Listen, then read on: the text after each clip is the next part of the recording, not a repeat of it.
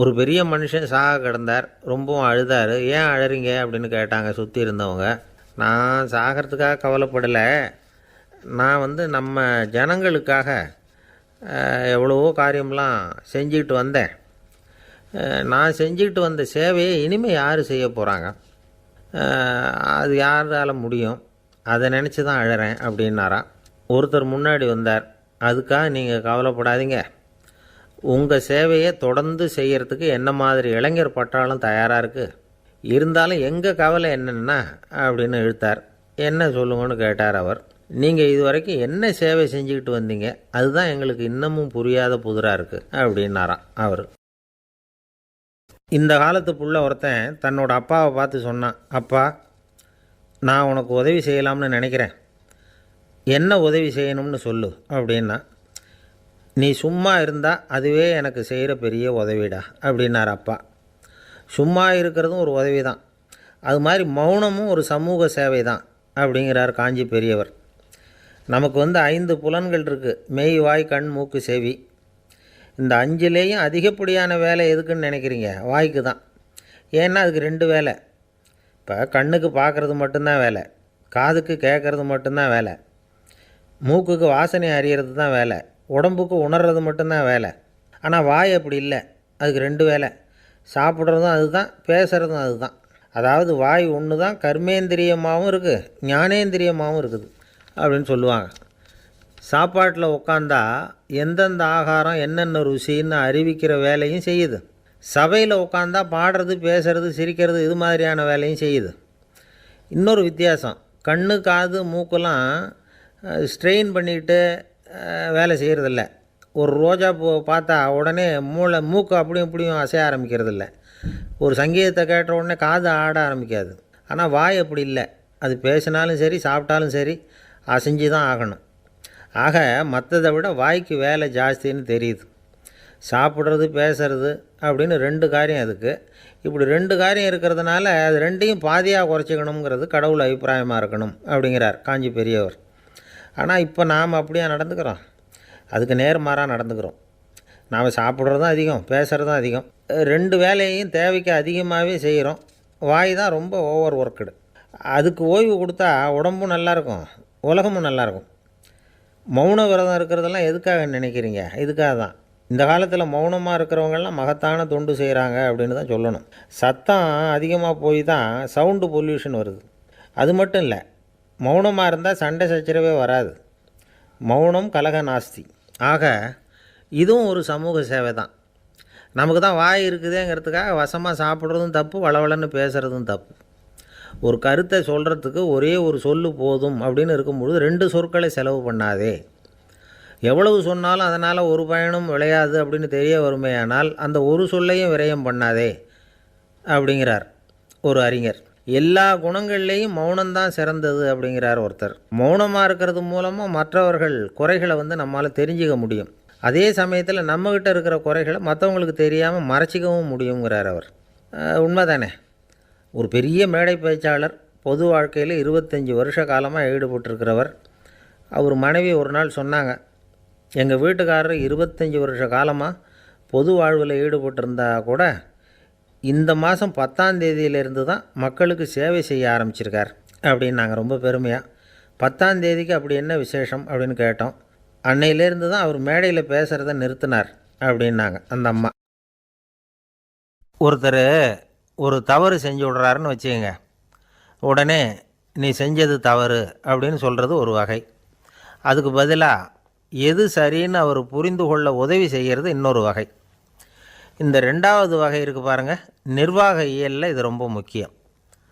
அலுவலகத்தில் வேலை பார்க்குற ஒருத்தர் முக்கியமாக தெரிஞ்சுக்க வேண்டியது என்ன தெரியுமா? சக ஊழியர்கள்கிட்ட எப்படி பழகணும், மேலதிகாரிகள்கிட்ட எப்படி பழகணும், தனக்கு கீழே வேலை செய்கிறவங்கக்கிட்ட எப்படி பழகணும், வாடிக்கையாளர்கள்கிட்ட எப்படி பழகணும், இவங்க எல்லார்கிட்டையும் செம்மையான உறவை ஏற்படுத்திக்கிறது எப்படி, இதையெல்லாம் சொல்லிக் கொடுக்குற பாடம் தான் இன்டர் பர்சனல் ஸ்கில், திறமையான உறவு அப்படிங்கிறது. எந்த வேலையில் இருந்தாலும் சரி, இந்த உறவுகளை வளர்க்கும் திறன் உள்ளவங்க சீக்கிரம் முன்னுக்கு வந்துடுறாங்க. மற்றவங்கக்கிட்ட உறவை பலப்படுத்திக்கிறது எப்படி அப்படின்னு தெரிஞ்சுக்கிட்டோம்னா எந்த ஒரு தடையையும் சுலபமாக தாண்டி செய்கிற தொழிலில் முன்னுக்கு வந்துடலாம். ஹார்வர்டு பல்கலைக்கழகத்தில் ஒரு கணக்கெடுப்பு பண்ணி பார்த்தாங்களாம். பார்க்குற வேலையில் எது மாதிரி குணாதிசயம் உள்ளவங்க வேகமாக முன்னுக்கு வர்றாங்க அப்படின்னு தெரிஞ்சுக்கிறதுக்காக இந்த கணக்கெடுப்பு. வெவ்வேறு துறையில் வேகமாக முன்னுக்கு வந்திருக்கிற பல பேரை சந்தித்து இந்த சர்வேயை நடத்தியிருக்கிறாங்க. அவங்க கண்டுபிடிச்சி சொல்லியிருக்கிற உண்மை என்ன தெரியுமா? ஒருத்தர் ஒரு வேலையில் இருந்தால் அது சம்பந்தப்பட்ட சப்ஜெக்ட் பற்றிய அறிவு 35% இருந்தால் போதுமா. ஆனால் உறவுகளை வளர்க்கக்கூடிய திறன், இன்டர் பர்சனல் ஸ்கில்லு 65% வேணும். இப்படி உள்ளவங்க சீக்கிரம் முன்னுக்கு வந்துடுறாங்களாம்.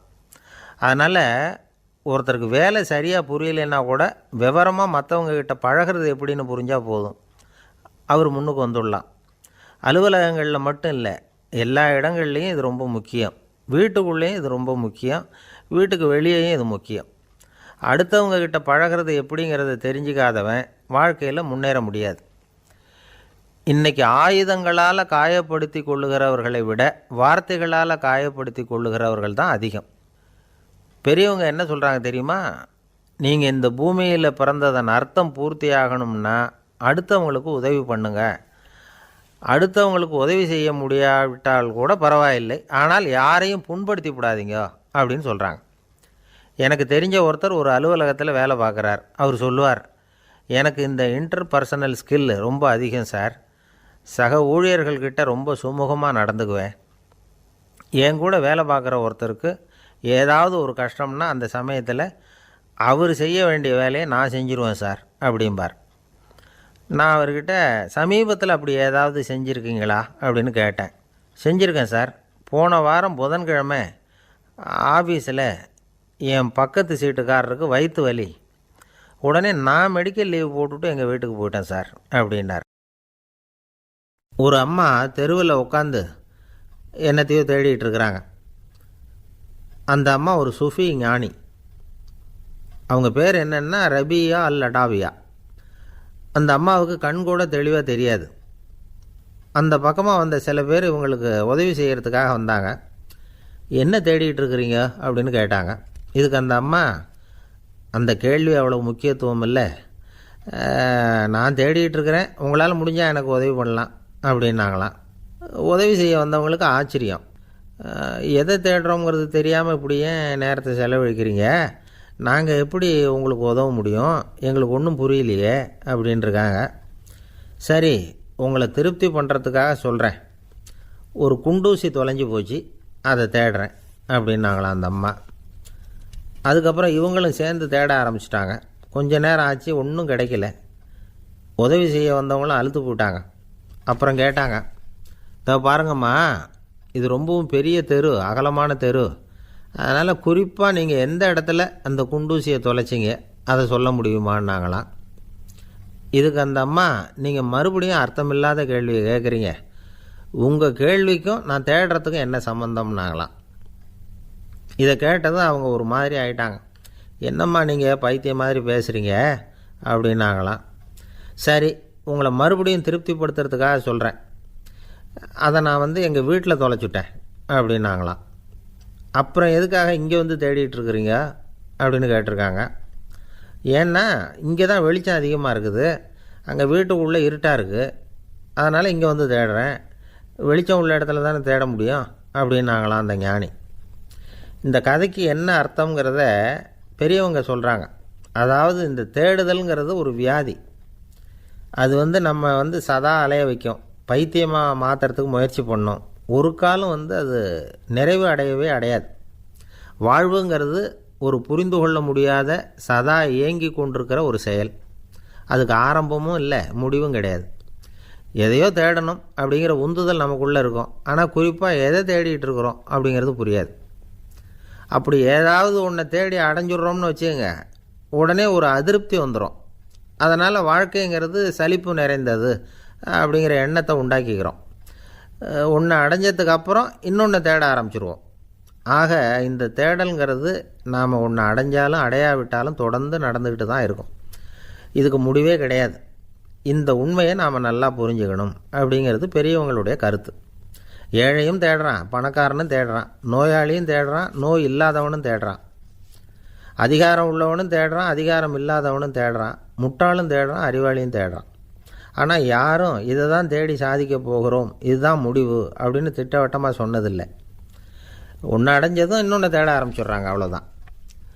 அதாவது உங்களின் தேடுபவர் உங்கள் உள்ளே தான் இருக்கிறார், அவரை தேடி கண்டுபிடியுங்கள். இதுதான் ஞானிகள் நமக்கு சொல்லுகிற ஒரு ஆலோசனை. நம்மால் ஒருத்தன் ஜெயிலில் இருந்தான்.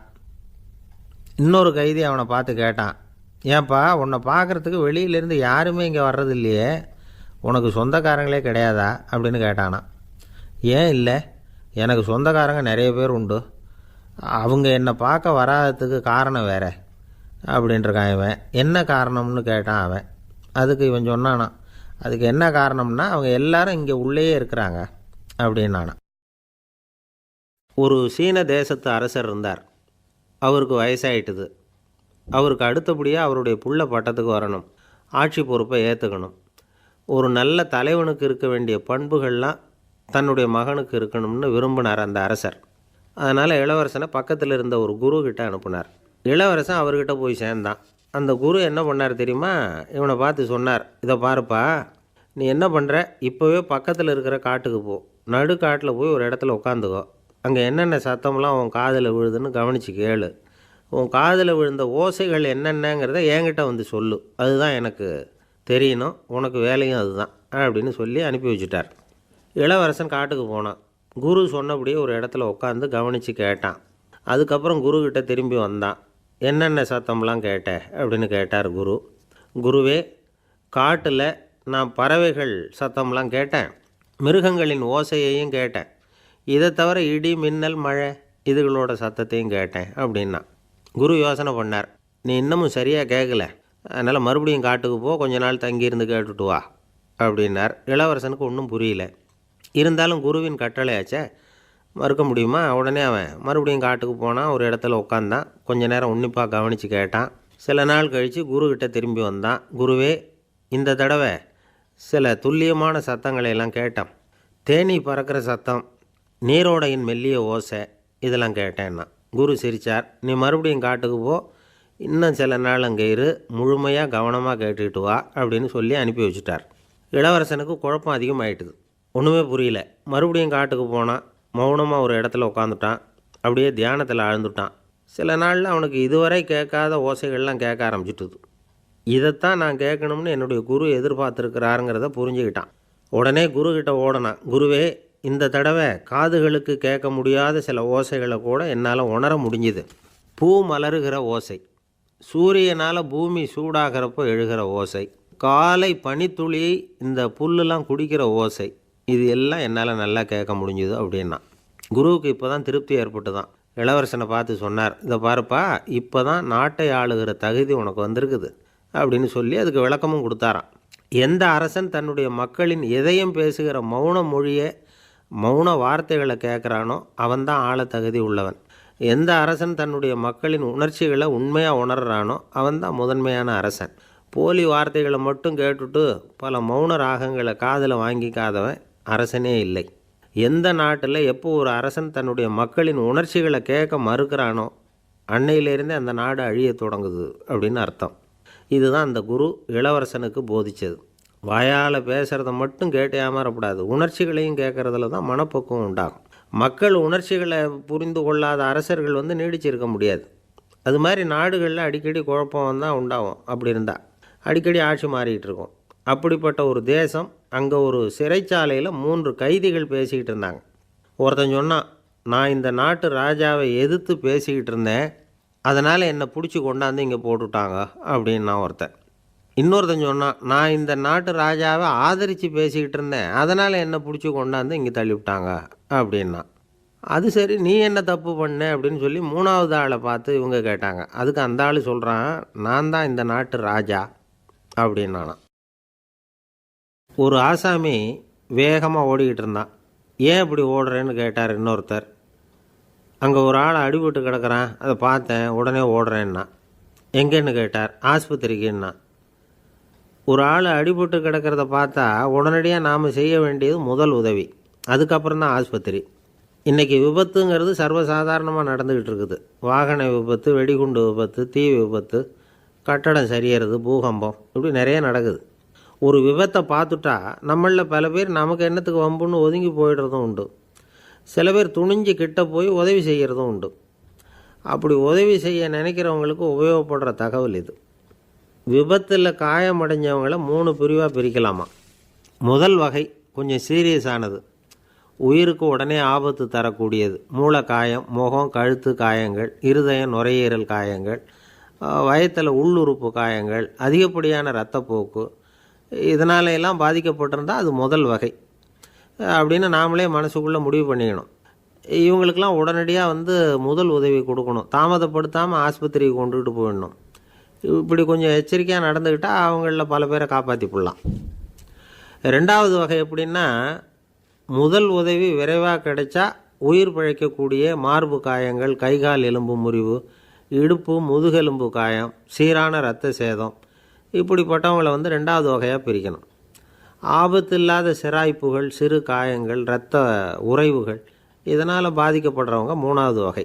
ஒருத்தர் தலையில் அடிபட்டு நினைவு விழுந்துட்டார்னு வச்சுங்க, அவருக்கு வாந்தி வர்றதுனால புறையேறி மூச்சு அடைப்பு உண்டாகும். இப்படி ஆகாமல் இருக்கிறதுக்காக தலையை ஒரு பக்கமாக சாய்ச்சி வைக்கலாம். நாடி துடிப்பையும் இதய துடிப்பையும் தொட்டு பார்க்கணும். அது குறைஞ்சிருந்தாலும் சரி, நின்று இருந்தாலும் சரி, அவர் மார்பை நிமிஷத்துக்கு 80 தடவை உள்ளங்கையால் அழுத்தி இதய துடிப்பை மீட்கிறதுக்கு உதவி பண்ணணும். கழுத்தில் காயம்பட்டாலும் ஆபத்து அதிகம். கழுத்துக்கு அடியில் ஒரு துண்டை மடித்து வைக்கலாம். 2 பக்கமும் சின்ன தலையணை அல்லது துணி மடிப்புகளை வச்சு கழுத்தை அதிகமாக அசையாமல் பார்த்துக்கலாம். முதுகெலும்பு முறிஞ்சிருக்குமோ அப்படிங்கிற சந்தேகம் இருந்ததுன்னா அவரை அதிகமாக அசைய விடக்கூடாது. அதிகமாக அசைஞ்சால் தண்டு இடத்துல பாதிப்பு ஏற்பட்டு கை கால் விளங்காமல் போயிடும். அவரை ஒரு கனமான போர்வை இல்லைன்னா பாயில் படுக்க வச்சு 4 பேர் மெதுவாக தூக்கி மருத்துவ உதவிக்கு அனுப்பி வைக்கலாம். கையெலும்பு முறிஞ்சிருந்தால் முறிஞ்ச பாகத்தை உடம்போடு சேர்த்து அசையாமல் கட்டி போடலாம். கால் எலும்பு முறிஞ்சிருந்தால் மற்ற காலோடு சேர்த்து கட்டி போடலாம். முறிஞ்ச பாகம் தொங்காமல் பார்த்துக்கணும். அப்போ தான் வீக்கம் உண்டாகாமல் இருக்கும். வெட்டு காயம், குண்டடிப்பட்ட காயம், இதிலெல்லாம் இரத்தப்போக்கு அதிகமாக இருக்கும். ரத்தம் வெளியேற ஆபத்து அதிகம். சுத்தமான துணியை பல மடிப்புகளை மடித்து காயத்தின் மேலே வச்சு அழுத்தமாக ஒரு 10 நிமிஷம் பிடிச்சிக்கணும். ரத்தம் நின்ன உடனே காயத்துக்கு கட்டு போடலாம். சில சமயம் காயம்பட்ட பாகத்தை உயரமாக தூக்கி பிடிச்சிக்கிட்டா தான் ரத்த கசிவு நிற்கும். இந்த விவரங்களையெல்லாம் கொஞ்சம் மனசில் வாங்கி வச்சுக்கிட்டோம்னா சமயத்தில் உதவும். ஏன்னா இந்த காலத்தில் விபத்து எந்த ரூபத்தில் எப்போ வரும்னு யூகிக்கவே முடியல. நண்பர் ஒருத்தர் சொன்னார், நேற்றுக்கு பாருங்கள் சார், என் கண்ணு முன்னாடியே ஒரு சின்ன விபத்து நடந்ததுன்னார். என்னன்னு விசாரித்தோம். ஒரு பஸ்ஸில் வந்துக்கிட்டு இருந்தேன். அந்த பஸ்ஸில் பின்பக்கம் படி ஓரமாக நின்றுக்கிட்டு இருந்த ஒருத்தர் ரோட்டில் விழுந்துட்டார். டிரைவர் அதை கவனிக்கலை, நிறுத்தாமல் அவர் பாட்டுக்கு போகிறாருன்னார்.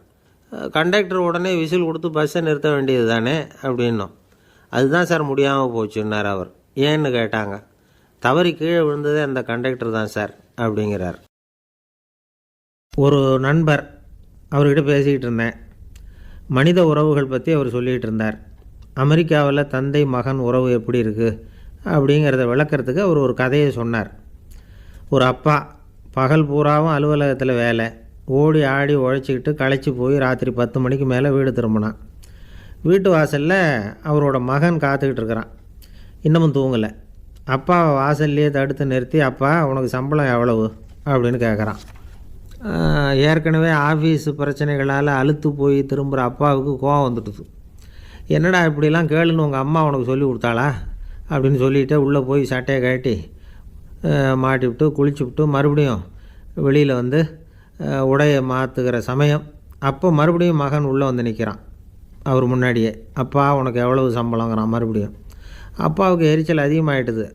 மணிக்கு $20 போதுமா அப்படின்னார். அப்படின்னா எனக்கு ஒரு $10 தர முடியுமான்னா மகன். இதுக்கு தான் என் சம்பளம் எவ்வளவுன்னு கேட்டியா? 2ஆம் வகுப்பு படிக்கிற உனக்கு எதுக்குடா $10 அப்படின்னு கத்திவிட்டு தொலைக்காட்சி பெட்டியின் முன்னாடி போய் உட்காந்துக்கிட்டு ஏதோ நிகழ்ச்சியை பார்க்க ஆரம்பிச்சிட்டார். கொஞ்ச நேரம் கழித்து மறுபடியும் மகன் நிற்கிறான். அப்பா ப்ளீஸ் எனக்கு ஒரு $10 கொடுக்க முடியுமா? மகனுடைய கண்களில் கண்ணீர். என்னடா அவன் கண்ணீரை காட்டி காரியம் சாதிக்கலாம்னு பார்க்குறியா? ஒரு காசு கூட கொடுக்க மாட்டான் போ அப்படின்னு விரட்டி விட்டான். மகன் கண்ணீரை தொடச்சிக்கிட்டே கண்ணை தொடச்சிக்கிட்டு பேசாமல் போய் படுத்துக்கிட்டானான். கொஞ்ச நேரம் ஆச்சு. அப்பாவோட கோபம் கொஞ்சம் கொஞ்சமாக குறைஞ்சிது. பிள்ளைகிட்ட கோபமாக கத்துனது தப்பு தாங்கிறது புரிஞ்சுது அவனுக்கு. எழுந்திரிச்சு போனான், படுக்கை இறக்கி போனான். மகனை பார்த்தான். அவன் தலையணையை கட்டி பிடிச்சிக்கிட்டு அழுதுகிட்டு இருக்கிறான். அவனை மெல்ல நெருங்கி அவங்ககிட்ட எதமாக பேசுகிறதுக்கு ஆரம்பித்தானான். எதுக்குடா உனக்கு $10 பள்ளிக்கூடத்தில் கேட்டாங்களா அப்படின்னு கேட்டானான். மகன் சொல்லியிருக்கான், இல்லை டாடி, உனக்கு 1 மணி நேரம் சம்பளம் $20ன்னு சொன்னேன். நீ ஏற்கனவே எனக்கு கொடுத்த பாக்கெட் மணி $10 என்கிட்ட இருக்குது. இப்போ நீ இன்னொரு $10 கொடுத்தீங்கன்னா அதையும் சேர்த்து $20 ஆகிடும். அந்த $20 நான் உனக்கு கொடுத்துருவேன். அப்படி கொடுத்தா நீ என் கூட 1 மணி நேரம் செலவழிப்ப இல்லையா? அதுக்காக தான் $10 கேட்டேன் அப்படின்னு சொன்னானோ. அந்த அப்பா கண்ணு கலங்கி போச்சான். ஆதரவோடு தன்னுடைய மகனை கட்டி பிடிச்சி அழ ஆரம்பிச்சிட்டாராம். இதுதான் நண்பர் சொன்ன கதை. அமெரிக்கா மட்டும் இல்லை, உலகம் பூராவும் இன்றைக்கி மனித உறவுகள் இப்படி தான் மாறிட்டுருக்கு. பெரியவர்கள் அறிவுரை என்ன தெரியுமா? உங்கள் குழந்தைகளிடமிருந்து குழந்தை பருவத்தை பிரித்து விடாதீர்கள் அப்படிங்கிறது தான். அதாவது இன்றைய குழந்தைகள் தங்கள் பிருந்தாவனத்தை இழந்து விடுகிறார்கள் அப்படிங்கிறது அவங்களுடைய கருத்து. இந்த நிலைக்கு நாம் காரணமாக இருந்துடக்கூடாது.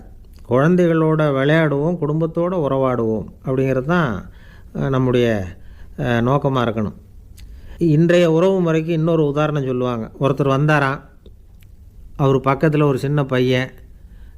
நாம் அவரை விசாரிக்கிறோம், யார் இந்த பையன் அப்படின்னா அவர் சொல்கிறார், இவன் எனக்கு தூரத்து உறவு அப்படின்னாராம்.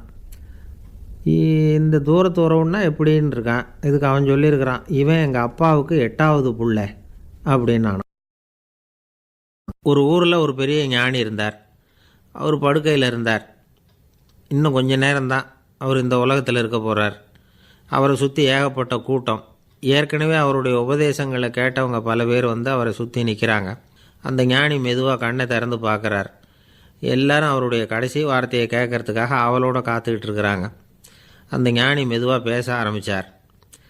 நான் என்னுடைய வாழ்நாள் பூராவும் உங்களுக்கு நிறைய போதனைகள் சொல்லிக்கிட்டு இருக்கிறேன்.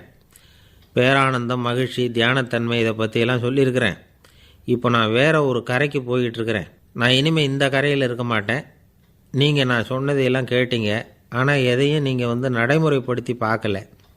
எல்லாம் கேட்டதோடு சரி, அதோடு விட்டுவிட்டீங்க. அப்புறம் அதை தள்ளி போட்டுக்கிட்டே வந்துட்டீங்க. மேலும் அதை தள்ளி போடுறதுல எந்த பிரயோஜனமும் கிடையாது. இப்போ நான் போய்கிட்டு இருக்கிறேன், உங்களில் யாராவது என்னோட வர்றதுக்கு தயாரா அப்படின்னு கேட்டார். அவ்வளவுதான், யாரும் வாயை திறக்கலை. ஒரே மௌனம், சத்தமே இல்லை. ஒருத்தர் பார்த்துக்கிட்டே நிற்கிறாங்க. அந்த கூட்டத்தில் ஒரு ஆள் அந்த ஞானி கூடவே 40 வருஷத்துக்கு மேலே இருந்திருக்கிறான். அவனும் வாயை திறக்காமல் இன்னொருத்தன் முகத்தை பார்த்துக்கிட்டே நிற்கிறான். இந்த சமயத்தில் பின்னாடி நின்றுக்கிட்டு இருந்த ஒருத்தன் கையை தூக்கினான். ஞானி அவனை பார்த்தார். சரி, ஒருத்தனுக்காவது நம்மோட வர்றதுக்கு தைரியம் இருக்குது அப்படின்னு நினச்சார். ஆனால் அந்த ஆள் என்ன சொன்னான் தெரியுமா? ஐயா, நீங்கள் கேட்குறப்போ நான் உடனே எழுந்திருக்கல, கையை மட்டும்தான் தூக்கினேன். என்ன காரணம்னா, நான் எப்படி அடுத்த கரைக்கு சேர்றதுங்கிறது தெரிஞ்சுக்கிறதுக்காக தான். அந்த விவரத்தை மட்டும் இப்போ உங்ககிட்ட இருந்து நான் தெரிஞ்சுக்க ஆசைப்பட்றேன். ஏன்னா இப்போ நான் உங்கள் கூட வர்றதுக்கு தயாராக இல்லை. எவ்வளவோ காரியங்களை நான் இன்னும் இங்கே முடிக்க வேண்டியிருக்குது. வீட்டுக்கு ஒரு விருந்தினர் வந்திருக்கிறார். என்னுடைய இளைய மகனுக்கு கல்யாணம் பண்ணி வைக்கணும்.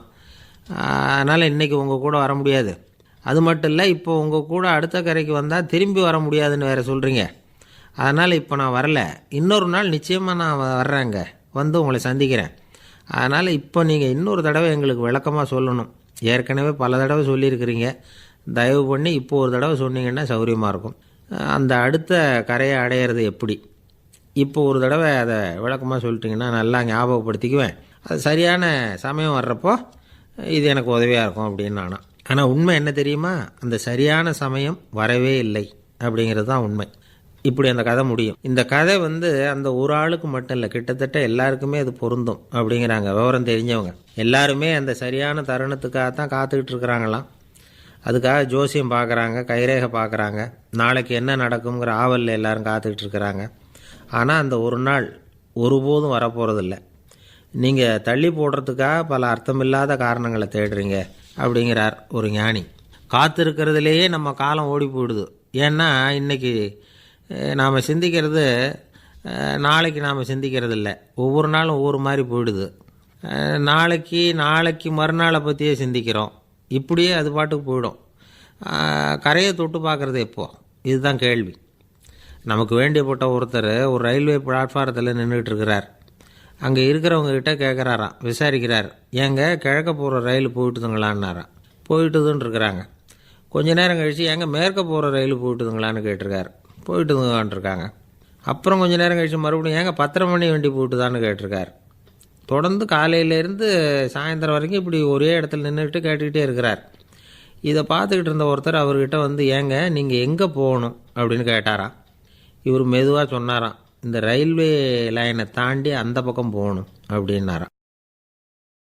நம்பிக்கை இல்லைன்னா இந்த உலகத்தில் நாம் நடமாடவே முடியாது. அவநம்பிக்கையோடு இருந்துக்கிட்டு இருந்தால் என்றைக்கும் அவஸ்தை தான். நாம் நம்புறது நடக்குதோ இல்லையோ அது வேறு விஷயம். ஆனால் எதையும் நம்பி தான் நாம் அடி வைக்க வேண்டியிருக்கு. வேறு ஒன்றும் வேணாம், ஒரு லாட்ரி சீட்டு வாங்குகிறோம், அது எங்கே நமக்கு விழப்போகுது அப்படிங்கிற அவநம்பிக்கையோடவா வாங்குகிறோம்? பரிசு நமக்கு தான் அப்படிங்கிற நம்பிக்கை உள்ளூர இருக்கிறதுனால தான் அதை வாங்குகிறோம். இருந்தாலும் முடிவு வேறு மாதிரி ஆகிடுது. அதுக்காக மனசு சோர்ந்து போகிறதில்ல, அடுத்த மாதமும் சீட்டு வாங்குகிறோம். இந்த நம்பிக்கை தான் மனித வாழ்க்கைக்கு ஆதாரம். ஒரு கடையில் போய் டீ சாப்பிட்றீங்க, அந்த டீ நல்ல டீ தானா, அதில் விஷம் கலந்துருக்குமா அப்படிங்கிற சந்தேகம் வந்துட்டுதுன்னு வச்சுங்க. அதுக்கப்புறம் அதை எப்படி நீங்கள் சாப்பிட முடியும்? நம்பி தான் சாப்பிட்ணும். ரயில் ஒழுங்காக போய் சேருங்கிற நம்பிக்கை இருக்கிறதுனால தான் அதில் ஏறி உட்காடுறோம். லெட்டர் ஒழுங்காக போய் சேருங்கிற நம்பிக்கை இருக்கிறதுனால தான் பெட்டியில் போடுறோம். சரி, நம்ம கதையெல்லாம் நம்மளோட இருக்கட்டும். மனித நம்பிக்கை எந்த அளவுக்கு உறுதியாகவும் அறிவுபூர்வமாகவும் இருக்கணுங்கிறதுக்கு அலெக்சாண்டர் வாழ்க்கையில் நடந்த ஒரு சம்பவத்தை உதாரணமாக சொல்லலாம். இந்த உலகத்தையே ஜெயிக்கணும்னு புறப்பட்டார் அலெக்சாண்டர். ஒரு கட்டத்தில் அவர் சிட்னஸ் நதி கரைக்கு வந்து சேர்ந்தார். அந்த சமயத்தில் அவருக்கு கடுமையான நோய் வந்துட்டுது. அவர் கூடவே வந்திருந்த கிரேக்க வைத்தியர்கள் என்னென்னமோ முயற்சியெல்லாம் பண்ணி பார்த்தாங்க.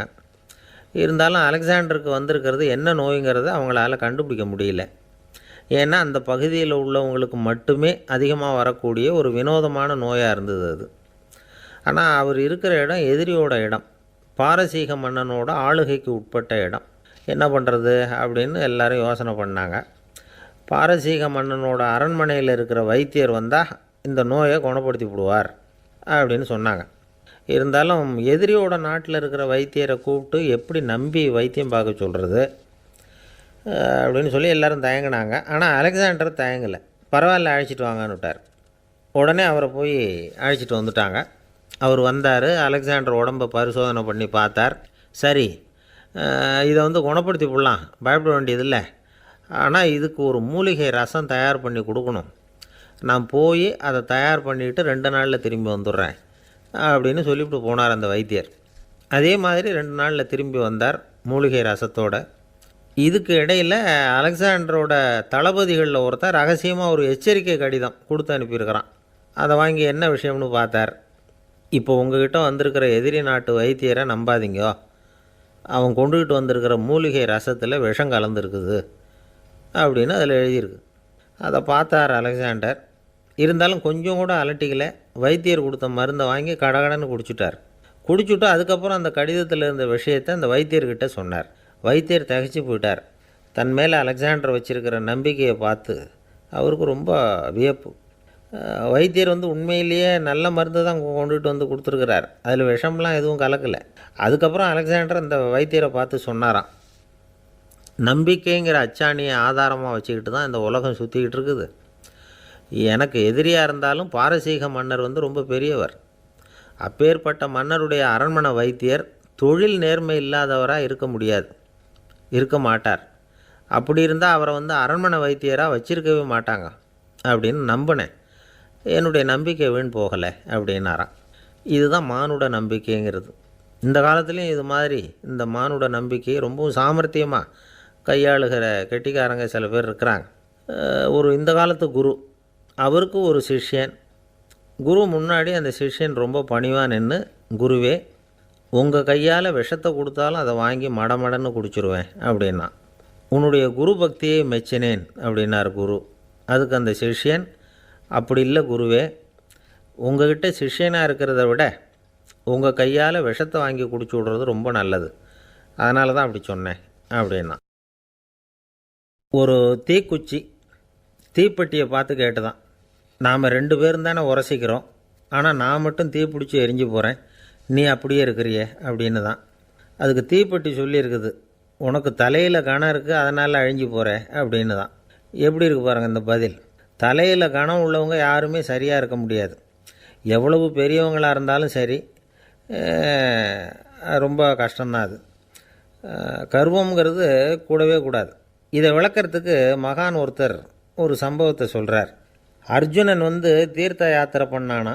அப்போது தென்னிந்தியாவுக்கு வந்திருக்கிறான். ராமேஸ்வரத்துக்கு போனப்போ அங்கே இலங்கைக்கு கல்லுலாம் அடுக்கி போடப்பட்டிருந்த பாலத்தை பார்த்தானா. ஒரு சின்ன குரங்கு அதுக்கு பக்கத்தில் விளையாடிக்கிட்டு இருந்திருக்கு. அதை பார்த்துட்டு அர்ஜுனன் சிரிச்சிருக்கான். ஏன் சிரிக்கிறேன்னு கேட்டிருக்கு அந்த குரங்கு. ராமன் மிகச்சிறந்த வில் வீரன். அப்படி இருக்கிறப்போ அவன் இலங்கைக்கு அம்புகளாலேயே ஒரு பாலம் கட்டியிருக்கலாம். அதை விட்டுட்டு போயும் உன்ன மாதிரி குரங்குகளை துணையாக வச்சுக்கிட்டு இப்படி ஒரு கருங்கல் பாலத்தை கட்டியிருக்கிறானே அப்படின்னு நானா. அம்புகளால் பாலம் கட்ட முடியுமா அப்படின்னு கேட்டு தான் குரங்கு. ஏன் முடியாது, என்னால் முடியுமேன்றிருக்கான் அர்ஜுனன். அம்பால் பாலம் கட்டலாம், இருந்தாலும் என்ன மாதிரி குரங்குகள் ஏறி நடந்தால் அது தாங்குமா? அதனால தான் ராமர் கருங்கல் பாலமே கட்டினார் அப்படின்றது குரங்கு சொல்லிச்சான். அப்படியே சொல்கிற, நான் வேணும்னா இப்போ அம்புகளாலேயே ஒரு பாலத்தை கட்டுறேன், நீ அது மேலே ஏறி நடந்து பார். பாலம் விழுந்துட்டுதுன்னா நான் தீ மூட்டி அதில் குதித்து உயிர் தியாகம் பண்ணிவிடுறேன் அப்படின்னு நான் ரொம்ப கோபமாக. உடனே அந்த சின்ன குரங்கு பெரிய உருவம் எடுத்துட்டு தான் கையில் கதையோடு அர்ஜுனன் முன்னாடி நிற்கிறான் அனுமன். பார்த்தா, என்னுடைய தலைவர் ராமரையா இழிவாக பேசுகிற, நீ இப்போ பாலம் கட்டு, நான் என்னுடைய பலத்தை காட்டுறேன் அப்படின்னா அனுமன். அர்ஜுனன் தன்னுடைய காண்டிபத்தை எடுக்கிறான், சரமாரியாக அம்புகளை விடுறான். அதெல்லாம் ஒன்றோட ஒன்று கோத்துக்கிட்டு அப்படியே பாலம் மாதிரி நிற்கிது. அர்ஜுனன் தலை நிமிர்ந்து நின்னான். அனுமன் உயர கிளம்பி அங்கேருந்து பாலத்தில் பொத்துன்னு இறங்கினான். பாலம் அப்படியே நொறுங்கி போச்சு தூள் தூளாக. என்ன அர்ஜுனா, இப்போ என்ன செய்ய போகிற அப்படின்னா ஏளனமாக. அர்ஜுனன் தலையை தொங்க போட்டுக்கிட்டான். சொன்னபடி தீ மூட்டி அதில் குதிக்கிறதுக்காக 3 தடவை சுற்றி வந்தான். அப்போது கிருஷ்ணர் அங்கே வந்தார். என்ன அர்ஜுனா, என்ன நடக்குது, என்ன இது அப்படின்னு ஒன்றும் தெரியாத மாதிரி கேட்டார். அர்ஜுனன் வாயை திறக்கிறதுக்கு முன்னாடி அனுமன் வாயை திறந்தான், நடந்ததை சொன்னான். அர்ஜுனன் சவால் விட்டபடி உயிர் திறந்தே ஆகணும்னா அனுமன். கிருஷ்ணர் யோசனை பண்ணார். நல்லது, இந்த சவால் விட்டதுக்கும் நடந்ததுக்கும் யார் சாட்சி? பெரியவர் ஒருத்தரை சாட்சியாக வச்சுக்கிட்டல்லவா நீங்கள் இந்த போட்டியை நடத்தியிருக்கணும் அப்படின்னார். அதனால் என்ன, இப்போ மறுபடியும் அந்த போட்டியை நடத்திவிட்டா போச்சு, என்னால் அந்த அம்பு பாலத்தை நொறுக்க முடியாதா அப்படின்னா அனுமன். சரி, இப்போ மறுபடியும் அது நடக்கட்டும்னார் கிருஷ்ணர். அர்ஜுனன் அம்பு பாலம் அமைச்சான். அனுமன் ஏறி குதிச்சான். பாலம் அசைஞ்சு கொடுக்கவே இல்லை, அவ்வளோ உறுதியாக இருக்குது. இப்போ அனுமன் தலையை குனிஞ்சிக்கிட்டான். அர்ஜுனன் நன்றியோடு நிமிர்ந்து பார்த்தான். கிருஷ்ணருடைய தோள்கள்லேயும் முதுகள்லேயும் ரத்தம். என்ன சுவாமி, என்ன நடந்ததுன்னு நான் பதறி போய், உன் அம்பு பாலத்தை நான் தான் முட்டு கொடுத்து தாங்கிக்கிட்டு இருந்தேன். அனுமன் குதித்தப்போ என் மேலே ஏற்பட்ட காயங்கள் இவை. பின்ன உன்னுடைய அம்பு பலத்தினாலேயா பாலம் நின்றுதுன்னு நினைக்கிற அப்படின்னாரான். முதல்ல அர்ஜுனன் அப்புறம் அனுமன் 2 பேருக்குமே கர்வ பங்கம் ஆகிட்டு தான். அதாவது அவங்கக்கிட்ட இருந்த கர்வம் போயிட்டுது. யாராக இருந்தாலும் கர்வம் கூடாதுங்கிறத இதிலேருந்து நாம் புரிஞ்சுக்கணும். இந்த காலத்தில் நாமெல்லாம் எந்த விஷயத்துக்கெல்லாம் கர்வப்பட்டுருக்கோம் தெரியுமா? 2 பெண்கள் தங்களுடைய கணவன்மார்களை பற்றி ரொம்ப பெருமையாக பேசிக்கிட்டாங்களாம். அதில் ஒரு அம்மா சொல்லியிருக்கு, என் வீட்டுக்காரர்கிட்ட எந்த சப்ஜெக்ட் கொடுத்தாலும் சரி அந்த விஷயத்தை பற்றி அழகாக 1 மணி நேரம் பேசுவார் அப்படின்னாங்களாம்.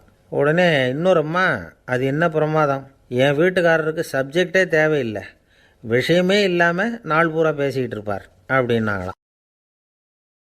ஒரு காடு, நல்ல மரம்லாம் செழிச்சு இருந்தது. அப்படிப்பட்ட காட்டில் ஒரு சாது இருந்தார். அவர் எப்படின்னா எப்போவும் ஒரு மரத்தடியில் உட்காந்துருப்பார். ஏன்னா அவருடைய இருப்பிடமே அதுதான். அவர் என்ன பண்ணுவார், 3 கல் வச்சுருந்தார். செங்கல் மாதிரி இருக்கும், ஆனால் அதை விட கொஞ்சம் பெருசாக இருக்கும். எதுக்கு அந்த 3 கல்லுன்னா அதுதான் அவருடைய படுக்கை. அதாவது தூங்குறப்ப ஒரு கல்லை தலைக்கு கீழே வச்சுக்குவார், இன்னொரு கல்லை இடுப்புக்கு கீழே வச்சுக்குவார், இன்னொரு கல்லை காலுக்கு கீழே வச்சுக்குவார். உடம்பை அப்படியே ஒரு தகட்டால் மூடிக்குவார், அப்படியே தூங்கி போடுவார். மழை பெய்யுதுன்னு வச்சுங்க, அவர் உடம்பு 3 கல் மேலே இருக்குதா, அதனால் தண்ணி அடியில் ஓடி போடும், உடம்பு நனையாது. மேலே தகடு இருக்கிறதுனால மழையும் உடம்புல படாது. அவர் தூக்கமும் கெடாது, நிம்மதியாக தூங்குவார். பகலில் அந்த 3 கல்லையும் ஒரு சேர ஒரு அடுப்பு மாதிரி வச்சு அது மேலே உட்காந்துக்குவார். அதனால் பாம்பு பூச்சி எதுவும் அவரை தொந்தரவு பண்ணுறதில்ல, அது பாட்டுக்கு நகர்ந்து போயிடும். அவர் பாட்டுக்கு நிம்மதியாக இருப்பார். யாராவது எதையாவது கொண்டுகிட்டு கொடுத்தா அதை வாங்கி சாப்பிடுவார், அவ்வளவுதான். ஒரு நாள் அந்த நாட்டு அரசன் காட்டுக்கு வேட்டையாட வந்தான். அந்த வழியாக வந்தப்போ இந்த சாது படுத்துருக்கிறத பார்த்தான், பரிதாபப்பட்டான். ஐயோ பாவம், இவர் இப்படி இந்த கல் மேலே உடம்பை வச்சுக்கிட்டு தூங்குறாரே, என்ன பாடுபடுவார்? இவரை நாம் அரண்மனைக்கு அழைச்சிட்டு போய் சுகமாக நிம்மதியாக இருக்கிறதுக்கு வழி செஞ்சு கொடுப்போம், அது ரொம்ப நல்லாயிருக்கும் அப்படின்னு நினச்சான். அப்படி நினச்சிக்கிட்டே அரண்மனைக்கு வந்துட்டான். அதுக்கப்புறம் ஒரு பல்லக்கையும் 2 சேவகர்களையும் காட்டுக்கு அனுப்பி அந்த சாதுவை மெதுவாக இங்கே அழைச்சிட்டு வந்துடுங்க அப்படின்னு சொல்லி அனுப்பி வச்சான். இவங்க போய் அவர்கிட்ட விவரத்தை சொன்னாங்க. எனக்கு என்னத்துக்கு அரண்மனை வாசம் அப்படின்னார். இருந்தாலும் மன்னர் உத்தரவு, நீங்கள் அவசியம் வரணும் அப்படின்னாங்க இவங்க. சரின்னு சொல்லிவிட்டு வேறு வழி இல்லாமல் புறப்பட்டார். புறப்படும் பொழுது என்ன பண்ணார்னா, மறக்காமல் அந்த 3 கல், ஒரு தகடு அதையும் எடுத்து பல்லக்கில் வச்சுக்கிட்டார். என்னத்துக்கு இதையெல்லாம் எடுத்து வைக்கிறாரு அப்படின்னு சொல்லி அவங்க யோசனை பண்ணாங்க. இருந்தாலும் அதை பற்றி ஒன்றும் கேட்கல. பேசாமல் அவரை அழைச்சிட்டு போய் அரண்மனையில் விட்டுட்டாங்க. அரசன் ஓடி வந்தான், வரவேற்றான், அறுசுவை உணவு படைத்தான். அவர் படுக்கிறதுக்கு தங்க கட்டில், பட்டு மெத்தை, இப்படி எல்லாம் ஏற்பாடு பண்ணி வச்சான். இங்கே படுத்து ஓய்வு எடுத்துங்க அப்படின்னு சொல்லிவிட்டு அவன் பாட்டு போயிட்டான். மறுநாள் காலையில் பார்க்குறான், சாது படுத்துருக்கிறார். எப்படி தெரியுமா? அந்த பட்டு மெத்தை மேலே 3 கல்லையும் வச்சு வழக்கம் போலவே அது மேலே படுத்துருக்கிறார். அதுக்கு மேலே தகடு. அரசன் பார்த்துட்டு அதிர்ச்சி ஆகிட்டான். என்ன சுவாமி இப்படி அப்படின்னா, சாது சொன்னார், எனக்கு தேவையும் இல்லை குறையும் இல்லை, எல்லா இடத்துலையும் எனக்கு ஒரே மகிழ்ச்சி தான் அப்படின்னார். மகிழ்ச்சிங்கிறது தங்க கட்டிலேயோ பட்டு மெத்தையிலேயோ இல்லை, அது மனசில் இருக்கிற ஒரு விஷயம். உண்மையான மகிழ்ச்சிக்கு வழி மனப்பக்குவம் அப்படிங்கிறது அந்த அரசனுக்கு புரிஞ்சுதான். இந்த காலத்தில் ஒரு சாமியார், அவரை தேடி ஒரு சீடன் வந்தான். என்னாச்சு தெரியுமா? சுவாமி, எனக்கு நிம்மதி வேணும், அதுக்கு என்ன வழின்னு கேட்டான். சாமியார் நிமிர்ந்து பார்த்தார். அப்புறம் சொன்னார், நீ ஏகப்பட்ட பேர்கிட்ட கடன் வாங்கியிருக்கிற, அதையெல்லாம் திருப்பி கொடுத்தா தான் உனக்கு நிம்மதி கிடைக்கும்னார். இவனுக்கு ஆச்சரியம். அது எப்படி சாமி, அவ்வளவு கரெக்டாக நான் கடன் வாங்கினதை கண்டுபிடிச்சிங்க அப்படின்னா, உனக்கு கடன் கொடுத்து சாமியாராக போனதே நான் தான்ப்பா, அதனால தான் இந்த கதிக்கு வந்தேன். என்கிட்டே நிம்மதிக்கு வழி கேட்குறிய, அதுதான்டா வேதனை அப்படின்னாராம் அவர். ஒரு குரு, இளம் சீடர்கள் எதிரில் உட்காந்துருக்கிறாங்க. குரு பாடம் நடத்திக்கிட்டு இருக்கிறார். சீடர்களுக்கு ஒரு ஆசை, அதாவது ஒரு முக்கியமான மந்திரத்தை நம்ம குருநாதர்கிட்ட இருந்து கற்றுக்கணும் அப்படிங்கிறது அவங்க ஆசை. அது என்ன மந்திரம்னா, இறந்தவரை உயிர்ப்பிக்கக்கூடிய புனித மந்திரம், அதாவது செத்தவங்களுக்கு மீண்டும் உயிர் உண்டாக்குகிற மந்திரம். குருவே, தயவு பண்ணி அந்த மந்திரத்தை எங்களுக்கு உபதேசிக்கணும் அப்படின்னு கேட்டாங்க. அது ரொம்ப ஆபத்தானது, அது என்னத்துக்கு உங்களுக்கு வேண்டாமேன்னாராம் குரு. எங்களுடைய நம்பிக்கை உறுதிப்படுறதுக்காகத்தான் கேட்குறோம், வேற ஒன்றும் இல்லை அப்படின்னாங்களாம் சீடர்கள். பக்குவப்படாத அறிவுங்கிறது ரொம்ப ஆபத்தானது அப்படின்னாராம் குரு. இது சீடர்களுக்கு புரியல. அது எப்படிங்க பக்குவப்படாத அறிவு ஆபத்தானதுன்னு சொல்கிறீங்க, அப்படின்னா என்ன அப்படின்னு கேட்டிருக்காங்க சீடர்கள். குரு அதுக்கு விளக்கம் கொடுத்தாராம். அந்த மந்திரத்தை எப்போ பயன்படுத்தணுங்கிறது முக்கியம். அதை அறியக்கூடிய ஞானம் ஏற்படுகிற வரைக்கும் அதை தெரிஞ்சுக்காமல் இருக்கிறது தான் நல்லது, இல்லைன்னா ஆபத்துன்னாராம். ஆனால் அந்த சீடர்கள் அதை கேட்குற மாதிரி இல்லை, ரொம்ப பிடிவாதம் பண்ண ஆரம்பிச்சிட்டாங்க. சரி வாங்க சொல்கிறேன்னார் குரு. எல்லோரும் வந்தாங்க. அந்த புனித மந்திரத்தை அவங்களுக்கு ரகசியமாக உபதேசம் பண்ணார். உபதேசம் பண்ணிவிட்டு அவங்களுக்கு எச்சரிக்கையும் கொடுத்தார். இந்த மந்திரத்தை நல்லா ஆராய்ச்சி பார்த்ததுக்கு அப்புறம்தான் உச்சரிக்கணும், அவசரப்பட்டு எதுவும் செஞ்சிடக்கூடாது அப்படின்னு ஒரு தடவைக்கு பல தடவை எச்சரிக்கை கொடுத்தார். சரின்னு சொல்லிவிட்டு அவங்கெல்லாம் மந்திரத்தை கற்றுக்கிட்டு எழுந்திரிச்சு போயிட்டாங்க. ஒரு நாள் அந்த சீடர்கள் எல்லாம் மணற்பாங்கான இடத்துல அப்படியே நடந்து போயிட்டுருக்கிறாங்க. ஒரு பாலைவன பகுதி மாதிரி ஒரு இடம். அங்கே ஒரு இடத்துல எலும்புகள் குவியலாக கிடந்தது. உடனே இந்த சீடர்கள் முன்ன பின்ன யோசிக்காமல், தியானமும் பண்ணாமல், அந்த மந்திரத்தோட பயனை சோதித்து பார்க்கணும் அப்படின்னு நினச்சிக்கிட்டு அந்த மந்திரத்தை உச்சரிக்க ஆரம்பிச்சிட்டாங்க. அவ்வளோதான். உடனே என்னாச்சு தெரியுமா? அந்த எலும்புகள் எல்லாம் ஓநாய்களாக மாறி அவங்கள துரத்த ஆரம்பிச்சிட்டுது. சீடர்கள் எல்லாம் தலைதெறிக்க ஓட ஆரம்பிச்சிட்டாங்க. ஓநாய்களும் விடலை, அவங்கள துரத்தி பிடிச்சி கடித்து கொதற ஆரம்பிச்சிட்டுது. அப்போ தான் அந்த சீடர்களுக்கு குரு சொன்ன அறிவுரையோட அர்த்தம் புரிஞ்சுது. பக்குவப்படாத அறிவு ஆபத்தானது அப்படிங்கிறது. அதனால் இதிலேருந்து நாம் தெரிஞ்சுக்க வேண்டியது என்னென்னா, நாம் நம்ம அறிவை வளர்த்துக்கிட்டால் மட்டும் போதாது, அந்த அறிவை எப்போ எப்படி பயன்படுத்தணும் அப்படிங்கிற பக்குவமும் நமக்கு வரணும்.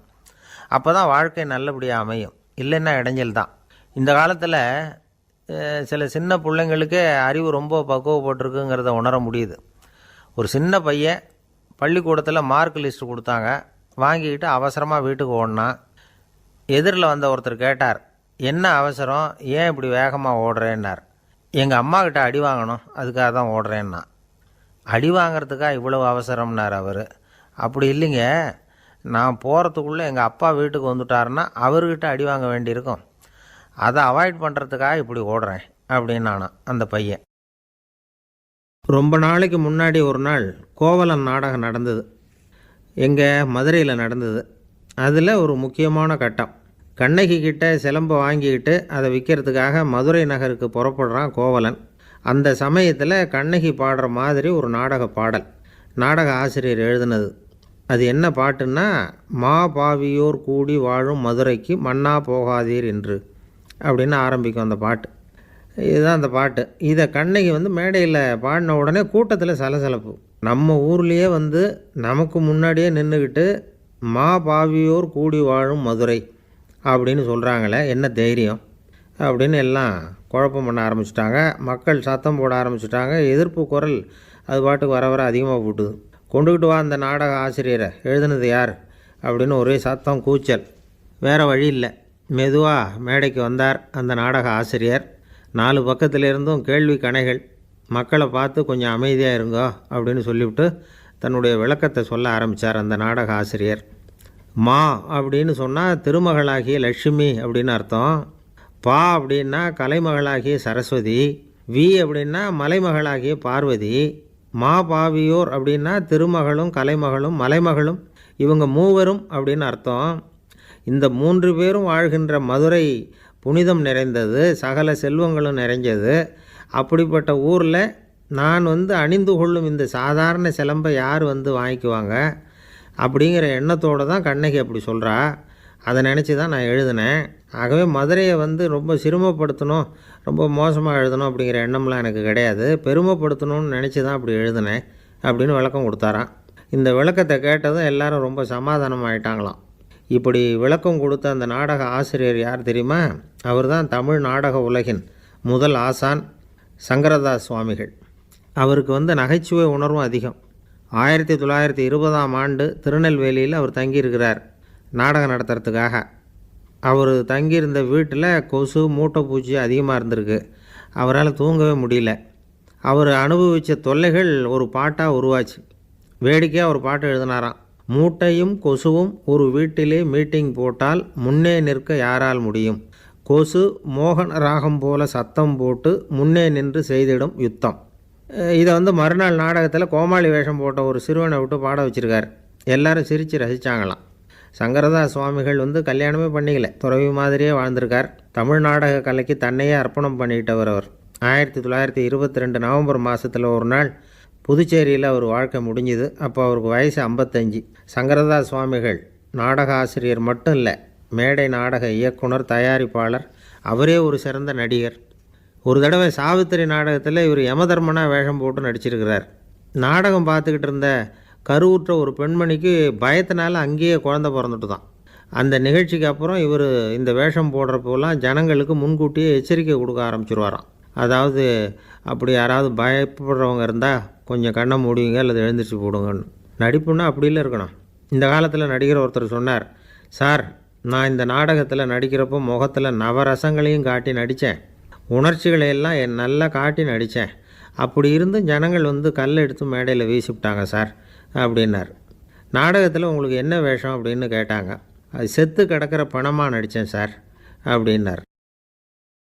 என்னுடைய நண்பர் ஒருத்தர், அவருக்கு ஜாதகத்தில் நம்பிக்கை உண்டு. அவரே ஜோசியமெல்லாம் பார்ப்பார். என்ன சார் இந்த காலத்தில் இதையெல்லாம் நம்பிக்கிட்டு இருக்கீங்களேன்னு கேட்டால், உங்களுக்கு ஒன்றும் தெரியாது சார், இந்த உலகத்தில் ஒவ்வொருத்தரும் அவங்கவுங்க செய்கிற நல்லது கெட்டதுக்கு தகுந்த பலனை அனுபவிச்சே தேரணும்பார். அது மட்டும் இல்லை, ஒருத்தன் செத்துட்டா கூட அவன் செஞ்ச பாவ புண்ணியங்கள் கூடவே போயிட்டுருக்கோம்பார். அது எப்படி கூட போகும் அப்படின்னு குதர்க்கமாக கேட்டால், அதுக்கு அவர் ஒரு கதை சொன்னார். அது ரொம்ப சுவாரஸ்யமாக இருந்தது. ஒரு ஊரில் ஒருத்தர் இருந்தாராம். அவர் ஜோசியம் பார்க்குறதுல ரொம்ப கெட்டிக்காரரு. ஒருத்தருடைய தலைமுடியை மட்டும் அவர்கிட்ட காட்டினா போதும், அதை மட்டும் பார்த்துட்டு அவருடைய ஜாதகத்தையே சொல்லிவிடுவாராம். அப்பேற்பட்ட திறமை. அந்த ஆள் ஒரு சமயம் கன்னியாகுமரி கடற்கரைக்கு போயிருந்துருக்கிறார். அங்கே கரை ஓரமாக ஒரு மண்டை ஓடு கிடந்திருக்கு. அதை எடுத்து பார்த்துருக்கிறார். அந்த மண்டை ஓட்டை வச்சுக்கிட்டே அதோட ஜாதகத்தை அலசியிருக்கிறார். இந்த மண்டை ஓட்டுக்கு உரிய ஆசாமி வாழ்க்கையில் ரொம்ப கஷ்டப்பட்டுருக்கிறான், நிறைய கஷ்டத்தை அனுபவிச்சிருக்கிறான், அது தாங்க முடியாமல் தான் கடலில் விழுந்து தற்கொலை பண்ணிக்கிட்டு இருக்கான் அப்படிங்கிறத அவர் கணிச்சுட்டார். இருந்தாலும் இந்த மண்டை ஓடு இன்னமும் அனுபவிக்க வேண்டியது பாக்கி இருக்குது அப்படிங்கிறதையும் அவர் உணர்றார். அது சரி, ஒருத்த உயிரோடு இருக்கிற வரைக்கும் தானே நல்லது கெட்டதை அனுபவிக்க முடியும். செத்ததுக்கு அப்புறமும் பாக்கி இருக்குன்னா அதை எப்படி அனுபவிக்கிறது? இந்த மண்டை ஓட்டுக்கு இன்னும் கொஞ்சம் பாக்கி இருக்குது அப்படிங்கிறது அவருக்கு புரிஞ்சதே தவிர அதோட அர்த்தம் என்னங்கிறது அவருக்கு சரியாக விளங்கலை. சரி, இதை இன்னும் கொஞ்சம் விவரமாக ஆராய்ச்சி பண்ணி பார்ப்போம் அப்படின்னு நினச்சிக்கிட்டு அதை தன்னுடைய வீட்டுக்கு எடுத்துகிட்டு போயிட்டார். அந்த மண்டை ஓட்டை ஒரு பொட்டியில் வச்சு பூட்டினார். தன்னுடைய தனி அறையில் அதை பத்திரமா வச்சுக்கிட்டார். தினமும் ராத்திரி ஆனதும் தன்னுடைய மனைவியை பார்த்து, நீ போய் பூஜை அறையில் தனியாக படுத்துக்கோ அப்படின்னு சொல்லிவிட்டு இவர் தினம் ராத்திரி 12 மணிக்கு பொட்டியை திறந்து பார்ப்பார். மண்டை ஓடு அப்படியே இருந்ததே தவிர இன்னும் கொஞ்சம் பாக்கி இருக்குங்கிறதுக்கு அர்த்தம் அவருக்கு விளங்கலை. அந்த மண்டை ஓட்டுக்கு இன்னும் என்ன பாக்கி இருக்க போகுது? இப்படியே ஒரு 10 நாள் போச்சு. அந்த வீட்டம்மாவுக்கு சந்தேகம் வந்துட்டுது. நம்ம வீட்டுக்காரர் நம்மளை தனியாக ஏன் தூங்க சொல்கிறார் அப்படிங்கிற சந்தேகம். உடனே பக்கத்து வீட்டு அம்மாக்கிட்ட விஷயத்தை சொல்லியிருக்கிறாங்க. அந்த அம்மா உடனே, நீ கவலைப்படாத, நான் கண்டுபிடிச்சி சொல்கிறேன்னு சொல்லிவிட்டாங்களாம். அன்றைக்கி ராத்திரியே ஜன்னல் வழியாக எட்டி பார்த்துருக்குறாங்க. இந்த ஆள் மண்டை ஓட்டை கையில் வச்சுக்கிட்டு அதை திருப்பி திருப்பி அப்படியும் இப்படியும் பார்த்துக்கிட்டு இருந்தது தெரிஞ்சுட்டுது. மறுநாள் காலையில் அவரோட மனைவியை பார்த்தாங்க. ஏம்மா, உன் வீட்டுக்காரருக்கு நீ முதல் மனைவியா 2வது மனைவியா அப்படின்னு கேட்டாங்க. எனக்கு தெரிஞ்ச வரைக்கும் நான் ஒருத்தி தான் அவருடைய மனைவின்னாங்க. அப்படி இல்லை, நீ அவருக்கு 2வது மனைவி. முதல் மனைவியின் மண்டை ஓடு தான் அவர் கையில் இருக்குப்போ, அதை தான் அவர் தினமும் ராத்திரியில் எடுத்து பார்த்துக்கிட்டு இருக்கிறாரு அப்படின்னு விட்டாங்க அந்த அடுத்த வீட்டம்மா. அப்படியா விஷயம்னு சொல்லிவிட்டு கணவன் வீட்டில் இல்லாத நேரமாக பார்த்து அந்த மண்டை ஓட்டை எடுத்து கொண்டாந்து ஒரு உரலில் போட்டு உலக்கையால் குத்தி நொறுக்க ஆரம்பிச்சுட்டுது அந்த அம்மா. வெளியே போயிருந்த அந்த ஆள் அப்போ தான் உள்ளே நுழைஞ்சார். மண்டை ஓடு உலக்கைக்கிட்ட குத்து வாங்கிட்டு இருக்கு. அது அனுபவிக்க வேண்டியது இன்னும் கொஞ்சம் பாக்கி இருக்குது அப்படிங்கிறதுக்கான அர்த்தம் எனக்கு இப்போ தான் புரிஞ்சுதுன்னாராம் அவர். இந்த கதையிலேருந்து நாம் இன்னொரு நீதியையும் புரிஞ்சுக்கணும். அதாவது நம்ம வீட்டை பற்றி நமக்கு தெரியாததெல்லாம் அடுத்த வீட்டுக்காரங்களுக்கு நல்லா தெரியும். ஒருத்தர் ரொம்ப கவலையோடு உட்காந்துருந்தார். எதை பற்றி சார் கவலைப்படுறீங்கன்னு கேட்டோம். எதிர்காலத்தை பற்றி கவலைப்படுறேன்னார். ஏன்னு கேட்டோம். என்ன பண்ணுறதுன்னே தெரியல சார், எதிர்காலம் ஒரே இருட்டாக இருக்குது, பாதையே புரியலன்னார். இன்றைக்கி நம்ம இளைஞர்கள் பல பேருக்கு எதிர்காலம் இருட்டாக தான் தெரியுது. அவங்கெல்லாம் இந்த கதையை கொஞ்சம் கேட்கணும். ஒரு மலை அடிவாரத்தில் ஒரு சின்ன கிராமம். அந்த மலை ரொம்ப உயரமானது. அடர்த்தியாக செடி கொடிகள் மரங்கள் அதில் மண்டி கிடக்குது. பகல் வேளையில் இருட்டாக தான் இருக்கும், அவ்வளோ அடர்த்தி. அந்த மலை உச்சியில் ஒரு கோவில். நாள் ராத்திரியே புறப்பட்டால் தான் காலையில் அந்த கோயிலுக்கு போய் சேர முடியும். கிராமத்து இளைஞன் ஒருத்தன் அந்த மலை உச்சிக்கு போக வேண்டியிருந்தது. கையில் ஒரு விளக்கை எடுத்துக்கிட்டு நாள் ராத்திரியே புறப்பட்டான். புறப்பட்டு போனவன் கிராமத்து எல்லையிலேயே நின்றுட்டான். ஏன் தெரியுமா? அவன் கையில் இருந்த விளக்கோட வெளிச்சம் 10 அடி தூரத்துக்கு தான் தெரியுது. அது வரைக்கும் தான் பாதை தெளிவாக இருக்குது. அதுக்கு அப்பாலெல்லாம் ஒரே இருட்டாக இருக்குது, பாதை புரியல. இவன் யோசனை பண்ணி பார்த்தான். மனசுக்குள்ளே ஒரு சந்தேகம். 10 அடி தூரம் தானே வெளிச்சம் தெரியுது அப்படின்னா நாம் 10 அடி தூரம் தானே போக முடியும். அதுக்கும் அந்தாண்ட ஒரே இருட்டாக இருக்குதே, அதில் எப்படி நாம் நடந்து போகிறது? நாம் ரொம்ப தூரம் நடந்து போய் ஆகணுமே. அப்படிப்பட்ட நினப்பெல்லாம் அவனுக்கு வந்துவிட்டது. இதுதான் அவன் மனசில் ஏற்பட்ட தயக்கம். இப்படி யோசிச்சுக்கிட்டே அந்த இளம் ஆசாமி புறப்பட்ட இடத்துலையே நின்றுக்கிட்டு இருக்கிறான். அந்த சமயத்தில் ஒரு வயசான பெரியவர் அந்த பக்கமாக வந்தார். அவர் கையில் இதை விட சின்னதாக ஒரு விளக்கு வச்சுருந்தார். அது எப்படின்னா அது ஒரு 5 அடி தூரத்துக்கு தான் வெளிச்சம் காட்டுது. அவ்வளவு சின்ன விளக்கு. அவரும் மலை உச்சிக்கு போகிறதுக்காக தான் வந்துக்கிட்டு இருக்கிறார். அவரை பார்த்து இவன் கேட்டான், என்ன பெரியவரே, இவ்வளவு சின்ன விளக்கை வச்சுக்கிட்டு அவ்வளவு தூரத்துக்கு எப்படி மலையேற போகிறீங்க அப்படின்னு கேட்டான். நீ ஏன் இப்படி தயங்கிக்கிட்டே நிற்கிறேன்னு கேட்டார் பெரியவர். என்கிட்ட இருக்கிற விளக்கு 10 அடி தூரத்துக்கு தான் பாதையை காட்டுதுன்னா. இப்போ பெரியவர் சொன்னார், தம்பி, உன் கையில் இருக்கிற விளக்கு கொடுக்குற வெளிச்சத்தை வச்சு நீ முதல்ல 10 அடி தூரம் முன்னாடி போ. 10வது அடியில் போய் நின்றுக்கிட்டு பாரு. மறுபடியும் ஒரு 10 அடி தூரத்துக்கு பாதை தெரியும். இப்படி உன் கையில் இருக்கிற விளக்கு தொடர்ந்து வெளிச்சம் காட்டிக்கிட்டே இருக்கும். நீ முன்னேற முன்னேற அந்த வெளிச்சமும் முன்னேறும். அதனால் எத்தனை கிலோமீட்டர் தூரம் வேணும்னாலும் நீ இந்த 10 அடி தூரம் வெளிச்சத்தை வச்சுக்கிட்டே நீ போயிடலாம், புறப்படு அப்படின்னார். இப்போ தான் அந்த பெரியவர் சொன்னது இளைஞனுக்கு பளிச்சுன்னு புரிஞ்சுதான். உடனே உற்சாகமாக புறப்பட்டான், உச்சிக்கு போய் சேர்ந்தான். இந்த கதையிலேருந்து நாம் புரிஞ்சிக்க வேண்டியது என்ன தெரியுமா? நீண்ட கால திட்டம் ஒன்று போடும் பொழுது நமக்கு முன்னாடி இருக்கிறத மறந்துட்டு மனசை போட்டு குழப்பிக்கக்கூடாது. உங்கள் கையில் என்ன இருக்கோ அதுலேயே உங்கள் எதிர்காலம் மறைஞ்சிருக்குது. கண் முன்னாடி தெரியறத வச்சு ஆரம்பிங்க, போக போக வழி தானாக புலப்படும் அப்படிங்கிறார் ஒரு பெரியவர். பெரிய பயணங்களையெல்லாம் இப்படி தான் நடத்த வேண்டியிருக்கும். ஒவ்வொரு அடியாக எடுத்து வச்சா ஓடி போய் சேர்ந்து விடலாம். மலைச்சி போய் நின்றுட்டா நின்றுக்கிட்டே இருக்க வேண்டியது தான். நம்ம ஆள்லாம் ரொம்ப மோசமான இருக்கிறாங்க. ஒருத்தன் அப்படி தான் நீண்ட தூர பிரயாணம் ஒன்று புறப்பட்டான். ரயில் போய்கிட்டே இருந்தது. கொஞ்சம் தூரம் போச்சு, பாதி வழியில் கையில் வச்சுருந்த டிக்கெட்டை காற்றுல விட்டுட்டான். ஐயோ என் டிக்கெட்டு போயிட்டுதே அப்படின்னு கத்த ஆரம்பிச்சிட்டான். பக்கத்தில் இருந்த பெரியவர் அவனை பார்த்து பரிதாபப்பட்டு, கவலைப்படாத தம்பி, போனால் போகுது, வேறு டிக்கெட் வாங்கிக்கலாம் அப்படின்னு ஆறுதல் சொன்னார். அதுக்கு அவன் சொல்கிறான், சார் நான் அதுக்காக அழலை, அந்த டிக்கெட்டு கிடைச்சா தானே நான் எந்த ஊருக்கு போகணுங்கிறது எனக்கு தெரியும் அப்படிங்கிறான். ஒரு நண்பர் அவசரமாக என்கிட்ட ஓடி வந்தார். அப்புறம் சொன்னார், என்னால் நம்பவே முடியல சார், என் பையனை அப்படி அப்படின்னு சொல்லி ஆச்சரியப்பட்டார். உங்கள் பையன் அப்படி என்ன தான் செஞ்சுட்டான் அப்படின்னு கேட்டேன். என்னால் முடியாத ஒரு காரியத்தை அவன் செஞ்சுட்டான் சார் அப்படின்னார். அது என்னன்னு தான் சொல்லுங்களேன். என்ன 5ஆவது வகுப்பில் அவன் ஒரே தடவையில் தேறிட்டான் சார், அதாவது ஒரே அட்டம்ப்டில் பாஸ் ஆகிருக்கான் அப்படின்னார் மூச்சு வாங்க. கஷ்டப்பட்டு பரீட்சை எழுதுனது அவன், இவருக்கு ஏன் மூச்சு வாங்குது? நம்மால் செய்ய முடியாத ஒரு காரியத்தை இன்னொருத்தர் செய்யும் பொழுது அது நமக்கு ஆச்சரியமாக இருக்குது. சர்க்கஸ் பார்க்குறோம், ஒருத்தர் அந்த இடத்துல தொங்குறார், அது நமக்கு ஆச்சரியம். ஏன்னா அது நம்மால் முடியாத காரியம். நம்மால் முடியாத ஒன்றை அடுத்தவர் எளிதாக செய்யும் பொழுது நாம் மருள்வது இயற்கை. இதை தான் தொல்காப்பியம் மருட்கை அப்படின்னு சொல்லுது. இந்த வியப்பு இருக்குதே, இது 4 வகையில் ஏற்படுறதாக தொல்காப்பியம் சொல்லுது. அது என்ன 4 வகை? முதல் வகை எப்படின்னா புதுமையான அரிய செயல்களை செய்கிறது. 2வது வகை என்னென்னா பெரும் செயல்களை செய்கிறது. 3வது வகை என்னென்னா மிக நுட்பமான செயல்களை செய்கிறது. 4வது வகை என்னென்னா ஆக்கம் தரும் செயல்களை செய்கிறது. புதுமை, பெருமை, சிறுமை, ஆக்கமோடு மதினம் சாலா மருட்கை 4 அப்படிங்கிறது தொல்காப்பியம். இன்றைக்கி விஞ்ஞானம் புதுசு புதுசாக எதையோ கண்டுபிடிக்குது. ஆரம்பத்தில் அது ஆச்சரியமாக இருக்குது, அப்புறம் அது நமக்கு பழகி போடுது.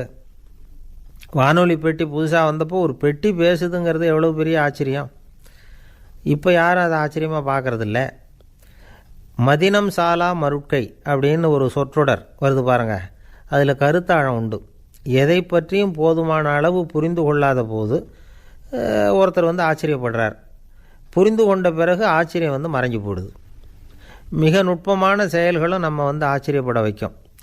ஒரு அரிசியில் ஒரு திருக்குறள் எழுதி காட்டுறாங்க, ஒரு முட்டை ஓட்டுக்குள்ளே ஓவியம் தீட்டி காட்டுறாங்க. கருங்கல் சிற்பங்களில் எவ்வளவு நுட்பமான வேலைப்பாடுகளை எல்லாம் பார்த்து ஆச்சரியப்படுறோம். இது மாதிரி ஆக்கப்பூர்வமான அரிய செயல்களை செய்கிறது கூட வியப்பை உண்டு பண்ணும். குப்பை கூலங்களை கூட வாழ்க்கைக்கு பயன்படுகிற பொருளாக மாற்றுகிறவர்கள் இருக்காங்க, அவர்களுடைய செயல் வியப்பு அளிக்குது.